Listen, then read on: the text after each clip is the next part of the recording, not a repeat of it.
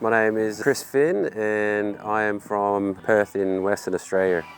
I started playing disc golf in 1987, around that time, as an 11-year-old boy over in Cockman Park in Perth. There was a bit of a group of Frisbee people hanging around the school, and a few of my friends and what we call now the Cockman Kids back then decided to join in on all the Frisbee sports, and disc golf just happened to be one of them. Flying Disc Store actually started as Down Under Disc Evolution as a shop run out of my bedroom window in Greenwood, just near Rob Hancock Memorial Course, and that was 2009. Frisbee shop actually came about in 2013. That was our next kind of iteration, and I think Flying Disc Store was actually registered in about 2016 after Whammo let us know that we couldn't use the Frisbee name. So we changed the name to Flying Disc Store, and RAD, essentially we were operating from about 2011 underneath a different brand name, and we've been designing and installing courses under the RAD brand since about 2016 as well. When I started as an 11-year-old kid, the Frisbee sports and disc golf specifically was just something that I could escape to. It gave me somewhere that I felt like I belonged, just myself. I think it's the number one reason that disc golf grows is if there's a course somewhere, people generally will find it. Without the courses, they're never going to see the game. And my passion to hopefully help some other kids or young adults, even older adults, find something and some sport and community that they can belong to, that's probably one of the key drivers for me.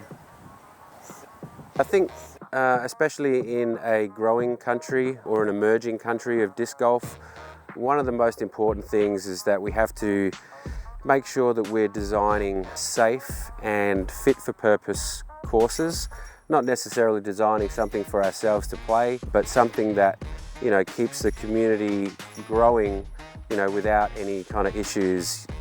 Having a good safe course design which is based around beginners is probably where most of the the 9-hole courses should be getting installed at the moment. That's going to have the biggest benefit, not only for growing the game, but also to make sure our profile stays as good as it can. Getting course design wrong this early in an emerging sport could really do a bit of damage. So that's probably one of the key factors. RAD Creations is all about growing courses, growing the community, supporting disc golf, and I think one of the main things is if people want to get a course in the local area, we're quite happy to work with volunteer groups, clubs, someone that wants a course in their area, coming to us, we know how to work with local government and private organisations, and we can bring on just a course designer if someone really wants to be involved so that they can experience that and have a part in their own course.